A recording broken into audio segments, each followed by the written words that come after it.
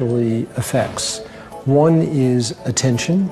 It was one of our first long-term practitioners. This will be strapped on to look at the data. And what post-processing means is simply lots of computer algorithm, and there's something wrong because this just is not something that we typically would see. And so then we had to go through the entire recording system and take everything apart and put it back together before we convinced ourselves that this is actually real. Then when we discovered that it was real, it was really quite amazing because nobody had ever seen these kinds of signals before for this length of time. And what we were looking at are gamma oscillations in the brain. They're very fast frequency brain oscillations, and they're seen in any ordinary person, but they're seen for very, very short periods of time, typically less than 1 second. Tagore Rinpoche was meditating. These signals were large, they were highly synchronized,